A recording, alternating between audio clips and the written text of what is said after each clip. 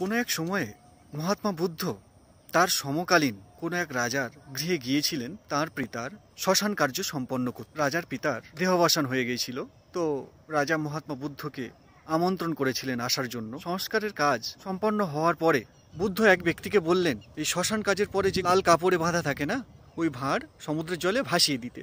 তো এক ব্যক্তি সমুদ্রের জলে সেই ঘোড়া দুটিকে ভাসিয়ে দিল। বুদ্ধ একটি বড় লাঠি নিয়ে এসে রাজার হাতে ধরিয়ে দিয়ে বললেন, মহারাজ, আপনি এই ভাঁড় দুটিকে ভেঙে ফেলুন। তো মহারাজ লাঠির আঘাতে ভাঁড় দুটিকে ভেঙে ফেললেন। ভাঁড় দুটি ভেঙে ফেলার পরে ভাঁড়ের মধ্যে থাকা ঘি জলের উপরে ভাসতে শুরু করলো। তো মহাত্মা বুদ্ধ বললেন, মহারাজ, যে প্রকারে এই ঘি সমুদ্রের জলের উপরে ভাসছে, এই ঘিকে কি আপনি জলের নিচে বসিয়ে দিতে পারেন? মহারাজ বললেন, না, এ তো ঘির স্বভাব, এ তো প্রকৃতির স্বভাব, প্রকৃতির নিয়ম।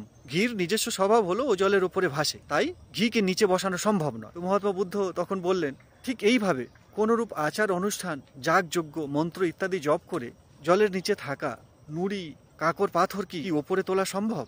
তো মহারাজ বললেন, না, এ প্রকৃতির নিয়মের বিরুদ্ধে, এমন হওয়া সম্ভব না। মন্ত্র জপ দ্বারা পাথর কিভাবে জলের উপরে উঠে আসবে? এ তো অসম্ভব, এর প্রকৃতির নিয়মের বিরুদ্ধে যাচ্ছে।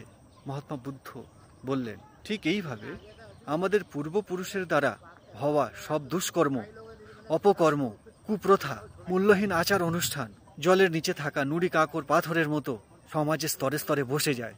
সেই সমস্ত দুষ্কর্ম, অপকর্ম, কুপ্রথা, কুরীতির প্রভাব সমাজে যুগ যুগ ধরে প্রচলিত থেকে যায়। আর যেভাবে ঘি সমুদ্রের জলের উপরে ভাসছে, সেই প্রকারে পূর্বজদের দ্বারা হওয়া সকল সৎ কর্ম, সৎ গুণ, সব উচ্চতম কর্ম জীবনের স্রোতের উপরে ভেসে থাকে, তা সর্বদা উচ্চ স্থান পায়। এর মধ্যে দিয়ে মহাত্মা বুদ্ধ বোঝাতে চাইলে যে আমাদের পূর্বজরা এবং আমরা যেমন কর্ম করব, যেমন কর্ম করছি, ঠিক তেমনই ফল পাবো। আমরা থাকি বা না থাকি, আমাদের করা সকল দুষ্কর্ম, অপকর্ম তা আমাদের পরবর্তী প্রজন্মকেও প্রভাবিত করবে।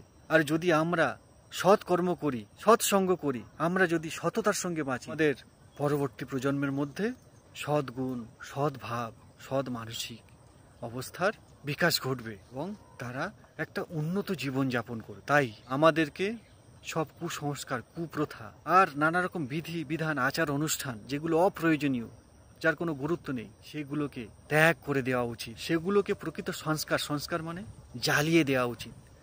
সংস্কার একে বলা হয়, সংস্কার মানে জ্বালিয়ে দেওয়া। আর এইভাবে সব কুপ্রথা, আচার অনুষ্ঠান এগুলোকে জ্বালিয়ে দেওয়াই হলো আসল সংস্কার।